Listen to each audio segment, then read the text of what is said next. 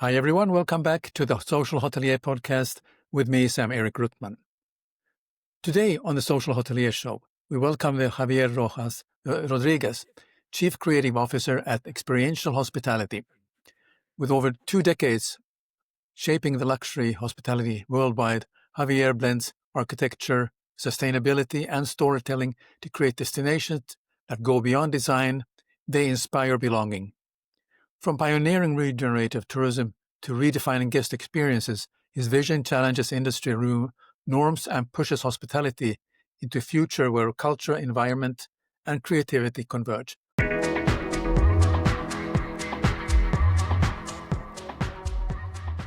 Welcome, Javier, and thanks for joining us today. Hi, Sam-Erik. It's a pleasure to be here. Thank you for the invitation. First, I think for our audience to get some background, can you tell me a bit about your professional experience and the steps in your journey, how you joined Experiential Hospitality? Sure. My background is in architecture and design. I actually studied architecture and urban planning during the first half of my career. I worked on design studios in locations like Mexico City, New York, Singapore, Bangkok. But having said that, I think the last 12 years or so have been really more focused on the operator side and the ownership side, which for me has been actually very rewarding because I've been able to gain an incredible insight and experience on the other side of the table, complementing uh, my early days as a designer. Um, so when when the opportunity to join Experiential Hospitality came about, I actually really didn't need to think too much about it. When I first heard about it, or what it entails, it was just something so unique with a wonderful perspective of hospitality and also involving an incredible, talented team of equally passionate individuals. So the decision was actually very easy. I think the focus on outdoor hospitality, placemaking, experiential design is so spot on, and I believe this segment will really be a truly game changer in the industry. So it was really a no-brainer for me. Yeah. With such a wide experience in hospitality, what is the first things your instinct tells you when you see a project? And so, is it your designer hat or architect hat, or how do you look at things?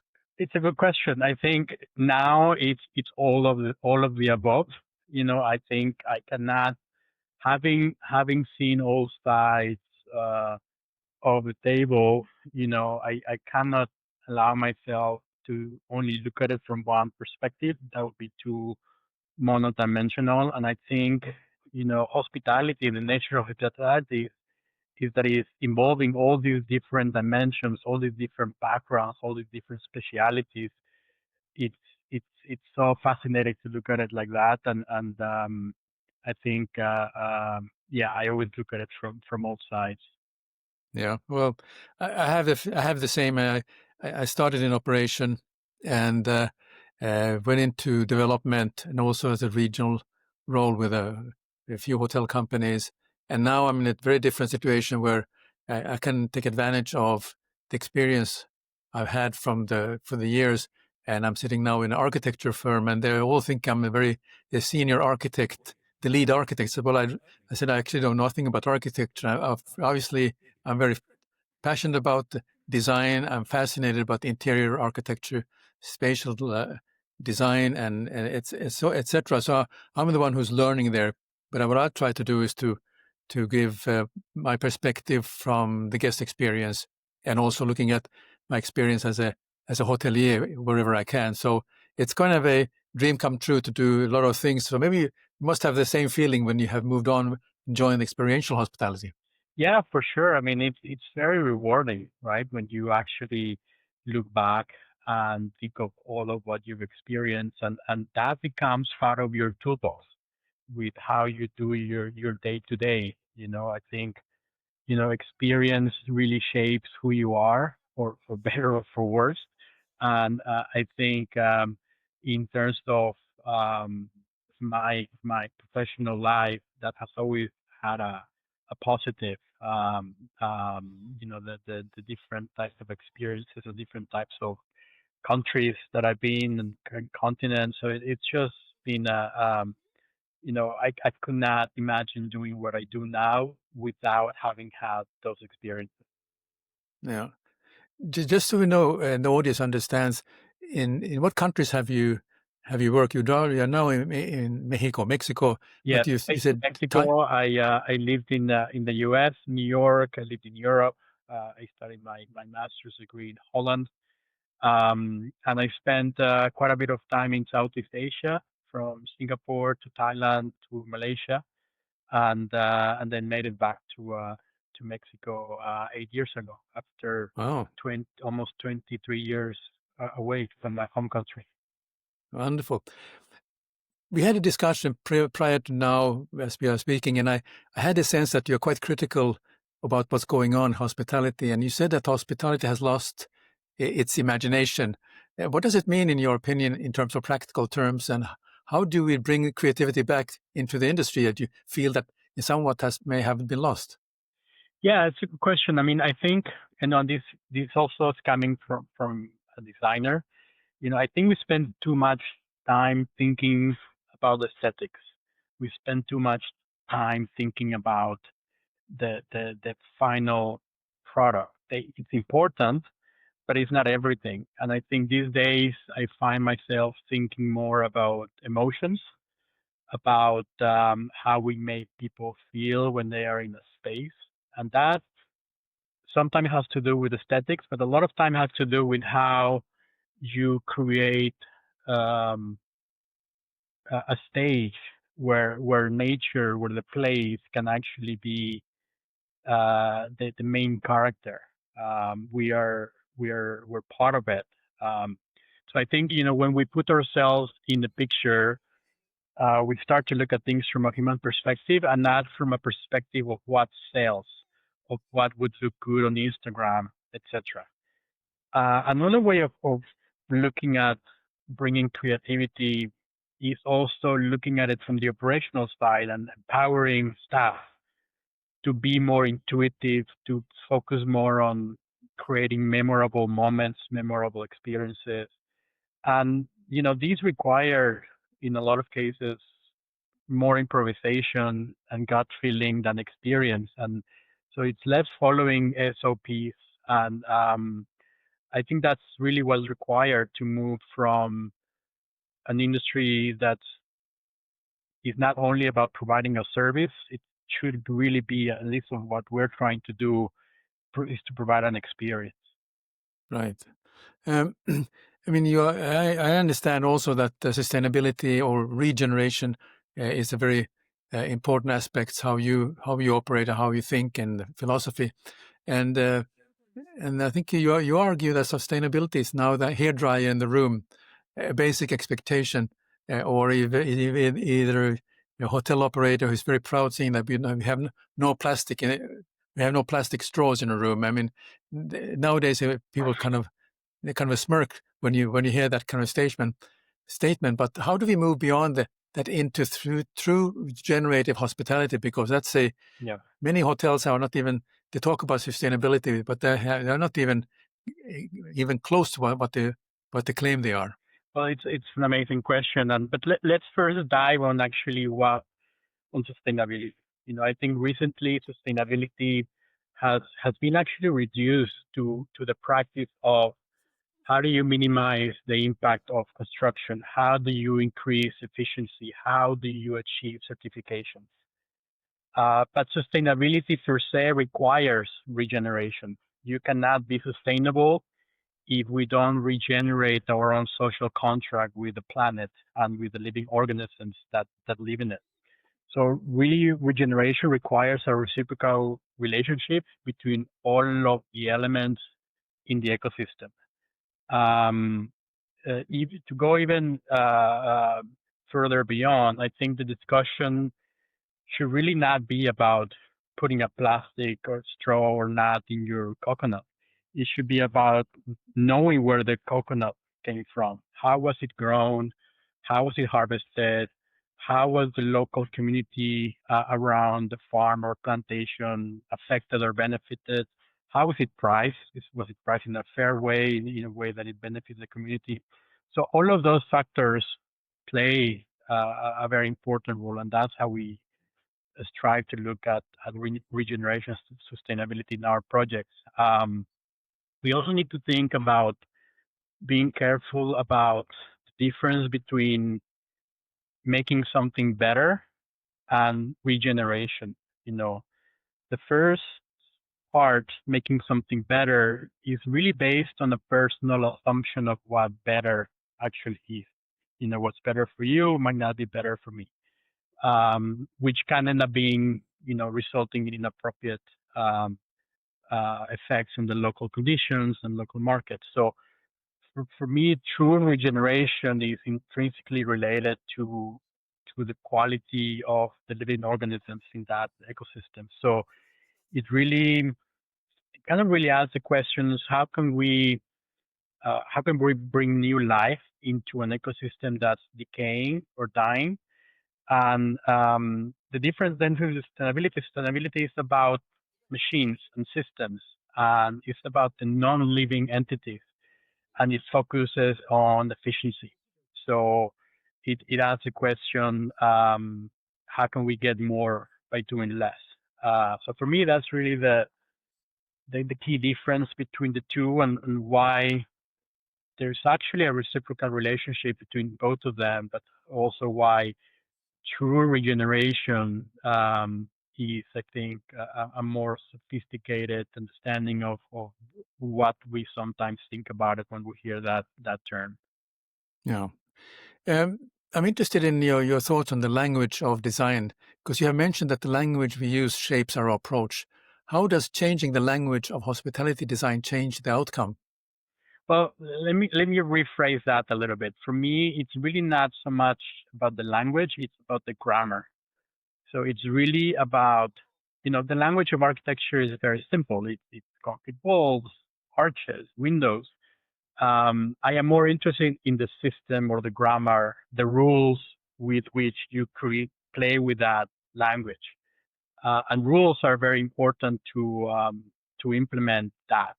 It can bring a new level of sophistication with some very simple, almost rudimentary elements. Or words, right? So you kind of really have to change the grammar of hospitality if you want to come up with a new uh, way of using the language. So for us, for example, like at Experiential Hospitality, that means putting the experience always above anything else. We still have beds, rooms, restaurants. That's our language. But the way all of these are always at the service of something bigger, meaning the experience, is is for us the one of our missions, and never the other way around. So first the Yeah. experience and then everything else. Yeah. Um, I'm interested in the carbon footprint blind spots. What do you think, or why do you think carbon footprint, both in construction and in operations, is still missing from most sustainability conversations in hospitality? I think it's very simple because carbon footprint is not as tangible as, for example, as the credits on a checklist, from a sustainability accreditation or certification. So it's pretty invisible. It's pretty abstract. It's very technical. It's just not as sexy, right, as all the other stuff. Um, so I think also we don't even know who should own the issue of carbon footprint. Should it be owned by the design team? Should it be the developer or the operator or the contractor? Or should it be an all of the above answer? I think, in my opinion, the fact that sometimes this issue is shared between different stakeholders is why it's so difficult to prioritize, because everybody keeps, you know, kicking the bucket to the other person. So Yeah. I would like to see more operators taking a stance on this. Low carbon construction can be part of an experience, can be part of the storytelling of a project. Um, it would take definitely a serious approach in collecting data, being transparent about how you are communicating these, and taking ownership also of your own maybe shortcomings. I think knowing what we are doing wrong is really the first step in correcting it. Yeah. I mean, I totally agree with you. I think the hotel operators, the brands would need to take a more of a decisive responsibility in this, and then because they tend not to want to talk about it, they just pass the buck to somebody else. So I mean, I share your views on that. One of the things that I always think about is that hotels takes years to build, yet the world changes overnight. Maybe we don't feel it, but there's a change ongoing. So the question is that how do you design spaces that remain relevant and adaptable for decades? Or is it going to be you forget fashion and just go for the timeless? So how do you see it? Yeah, I mean, this is such a tricky one. I think, in my opinion, we need to think more about software and less about the hardware. Let me explain. So I think architecture for me is, think of it as the hardware. Not only is one of the slowest professions in the world, it's also one of the least flexible ones. Once you pour the concrete, you have to come back with a jackhammer to fix sticks, right? So honestly, one way to make uh, architecture of hotels more feature friendly is to create buildings or architecture that embrace a degree of being unfinished or incomplete. I think, and again, I'm here wearing my designer hat. Sometimes we over design things, and we as designers sometimes are the worst offenders at future proofing things. So I think the best architects that I work with, they know when it's time to put the pencil down and move on. I think there's nothing wrong with allowing time or allowing uh, the operation team to help complete the picture. I think that's the beauty of working with a team of consultants that each brings their own experience and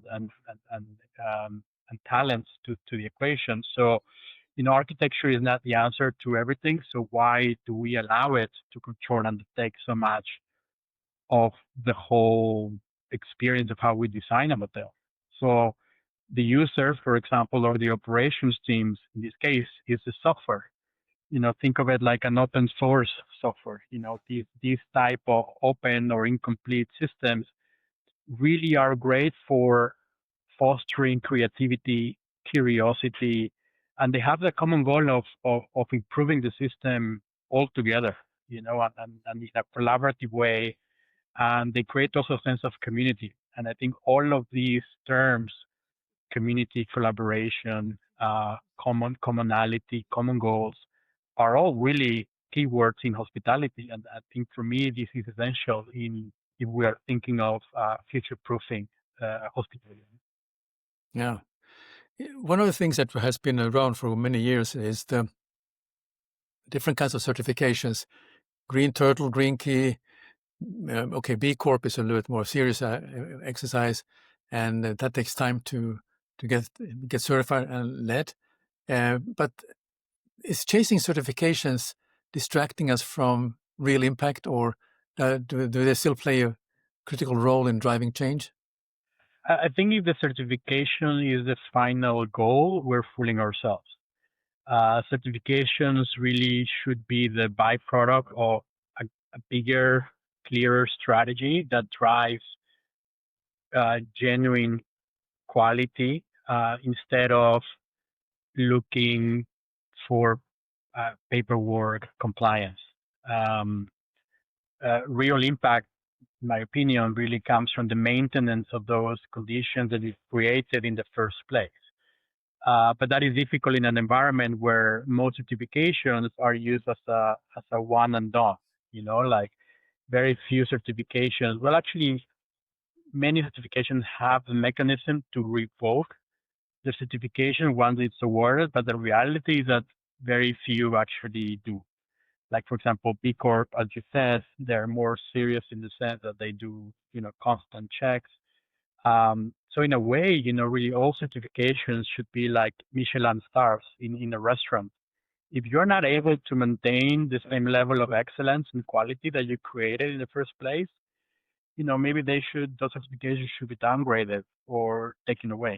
I think I'd love to see that happen more often. Yeah, I mean, we don't see that often actually. Once you get the beautiful green turtle or green key, then it's And, there. and it's funny because a lot of the certifications have that embedded in their mechanisms, but they just don't implement it as much. No, no. You say that conservation isn't about doing nothing; it's about restoring balance. How can hospitality projects actively regenerate ecosystems?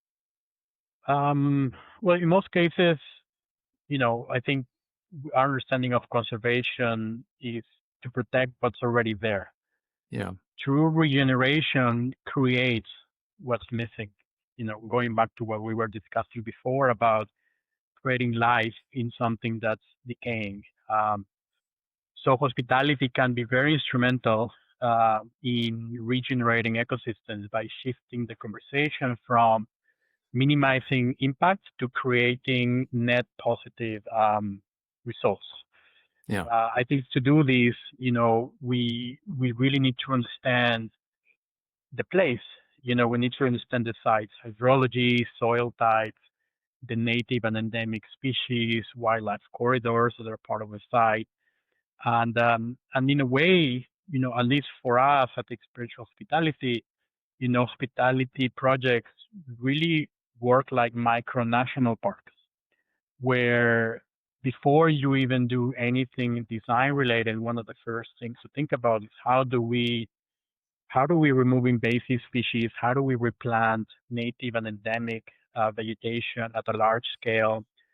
And if required, how do we reintroduce keystone species that are, a big focus of how a true ecosystem works and design of a healthy ecosystem. So I think the impact of all of these actions, really far exceeds even the footprint of our site, and they have a far-reaching impact also on the neighboring communities and the neighboring and the more regional locations. So I think for me that's that, right? It's a big difference between conserving and it says it in the word, right? Regenerating something. yeah. Do you have some practical examples from the projects that you've been involved with that maybe you can share to Yeah, I mean, which simplifies clarifies the picture for the audience? yeah, I mean, I mentioned, for example, site hydrology and native endemic species. I think Yeah, a lot of our projects um, have are in remote locations. So, for yeah, example, just the the impact we would have on the site if we were to bring, water or utilities to the site will be crazy. And I think, one of the, by the proper understanding of the site and, like water, for example, is a big one. We in a lot of places that we're working on, we think about how do we capture the natural resources that we have instead of bringing a whole set of infrastructure. So, for example, rainwater harvesting, not just the harvesting, but also there is this, idea that you want to basically create avenues for water to not impact your site, to not impact your roads. So the quicker you get it out, the better. And I think for us, we want to look at it the other way around. We want to capture the water. We want that water to to help us irrigate our field, to help regenerate that life that was there many years ago, but it's missing now. So, and the way to do that is by working with nature. The moment you yeah, start to lay down roads and channels and especially if you're not following the topographic contours, you're gonna end up having to fix that road every year or every 6 months, where if you're building with nature, if you're building with the topographic features, you are regenerating your contract with nature, your social contract. You are using it to the best of your ability in the benefit of your side. So you don't have to dig wells, you don't have to ask for government concessions, because you are actually slowing down the path of water through your side, which means that you're able to use it for you create retention ponds, and all of your units in the development can benefit actually from that uh, you know, water that just requires a very minimal level of filtering. So a lot of it, to answer to your question, is really about that, and that comes way before we even start to think about the design of buildings. We need to first kind of look at this holistic master plan before we even draw architecture lines. Yeah, yeah. You talk about escaping all paradigms and leading a revolution, not just an evolution. What does that look like for a hotel developer today? Well, again, this one is very much related to what tools we have at our disposal, and how, as I was talking before, how do we utilize the resources in our environment. And for me, again, a lot of it is you know uh, uh, new paradigms should focus on quality and not quantity. In terms of site planning, it all starts with a master plan that aligns itself with you know the land's natural system, and it should seek to tell you where you shouldn't build, as opposed to the other way around. Instead of where you build. I think that is for me the key, and in that example, really less is truly more. Again, I go back to the example of the roadway design. When you're going to end up finding an uphill battle with nature if you don't do that properly, and that's going to be costly, require a lot of maintenance. So, and I think that type of thinking should really align um, with with um, with quantity with quality over quantity. Yeah, yeah. You work with developers, I'm sure, and there must be some conversations about profitability and versus purpose. How do you convince developers that good design and sustainability aren't just ethical; they are good business? What are the kind of key arguments you give them? Yeah, this is a great one. I think that requires obviously a change of attitude when we think about what good business actually means. Yeah, I think one way to create that shift is to focus less on cost and more on value. What value you are creating. Um, so, for example, when talking about experiences, I would love to see a shift in the way we think of projects from the development of the financial side. So instead of focusing on an ROI, return on investment, uh, we should have a stronger attention to ROE, return on experience. So ROI really refers to essentially how the project performs on paper. ROE it refers to how a project lives in the people's minds and memories. And for me, that last one is definitely more connected to that idea of how do you create value that I mentioned before. When you create experiences that are worth talking about, worth coming back to, and worth paying a premium for, the financial return will follow.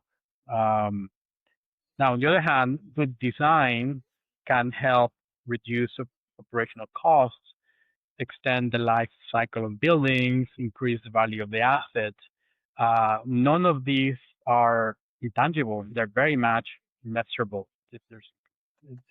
You can't really hide too much if your design is making things worse. These are very tangible and they come up very quickly. So on the good business side, you have guests that are actually choosing properties that reflects environmental responsibility and thoughtful design. I think this translates to higher occupancy, stronger ADRs, longer stays, and even greater brand loyalty, which for us is obviously very important. So I think in luxury hospitality, especially, I think these are no longer differentiators; they are expectations from the beginning. Yeah. I come from the time when all we talked about was SOPs. We have to, when we start a new hotel, we write all the manuals, and we had Intercontinental days. There was that large bookshelf full of 30 manuals, and they were all maximum standards. And then came the Hyatt. Then we had minimum standards. But now there's something we talk about is standard operating experiences, which is interesting concept. I would like to hear your views. What does it actually mean It's compared to SOPs, for instance? Yeah, it's a tricky one. I mean, I think experiences can't be standardized. So I think the name already itself is a bit of an anomaly.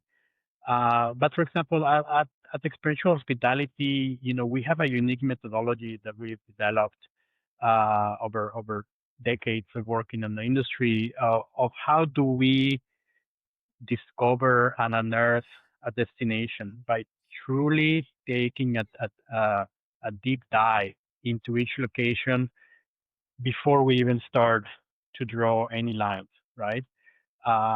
These process, I think, really allows us to create, you know, a menu of very site-specific experiences for each of our sites, where really the buildings and the architecture are really just the stage for for the main story to happen, and the main story is the experiences.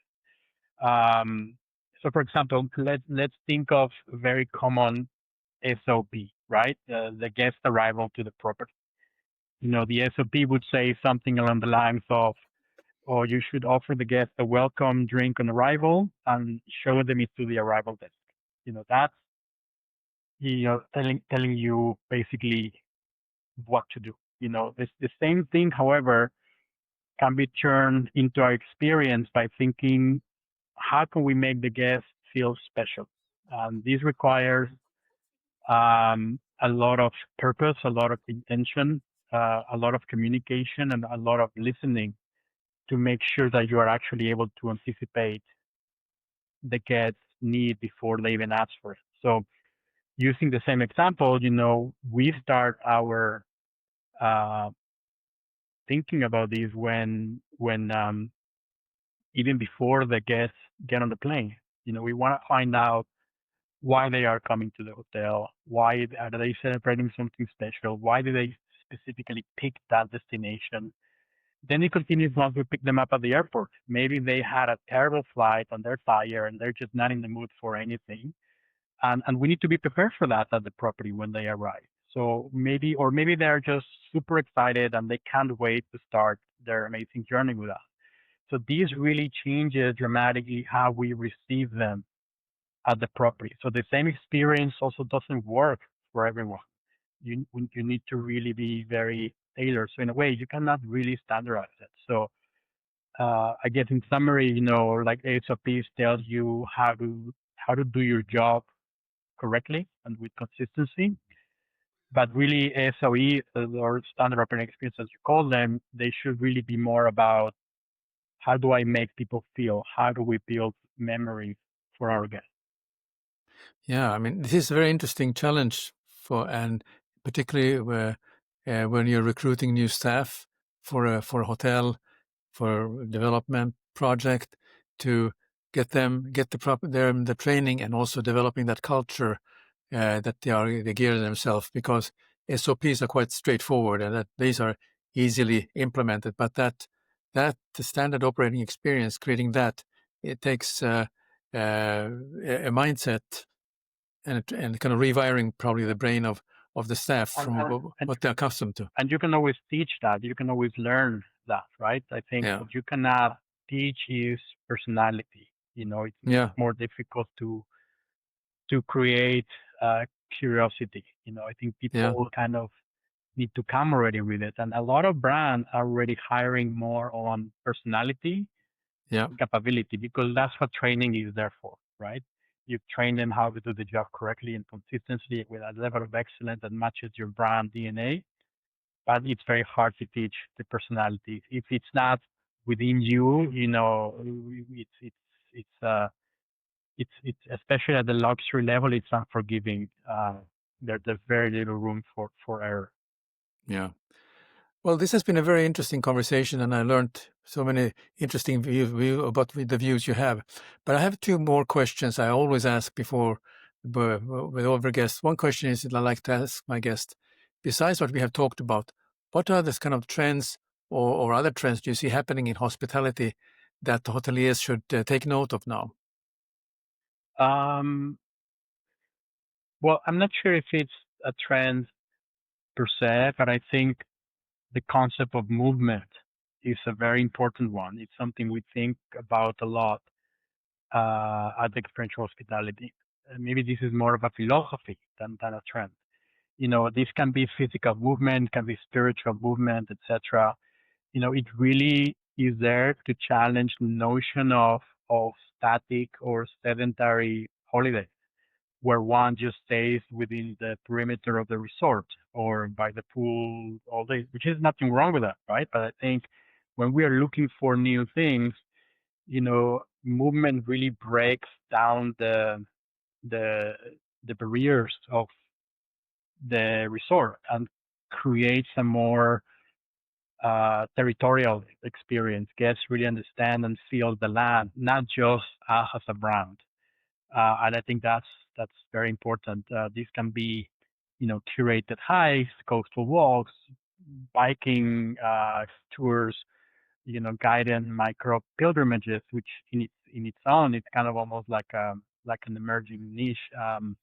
You know, movement based rituals that are more maybe wellness focused, like sunrise swimming, strolls in the moonlight, breath work, all of that stuff. So I think I'm quite fascinated by that.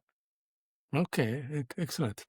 So, lastly, if people are interested to find out more about experiential hospitality and also to how to connect with you, how can they do so? Well, at the moment, we're putting together the finishing touches on a big launch. We're planning early next year. So we will be making a public announcement on our brands, our pipeline, the progress on some of our exciting projects and locations that we're working on. We will have a new website, a new presence on social media, and all of that stuff. But for the time being, really the best way is to stay in touch with us through our LinkedIn page. And early next year, you will have a lot of, or you hear hopefully a lot from us to our launch. Very good, Javier. Thank you very much for joining me today and particularly this episode. And thanks for all the uh, interesting and fantastic insight. Thank you so much, Sam-Erik. It's been a true pleasure.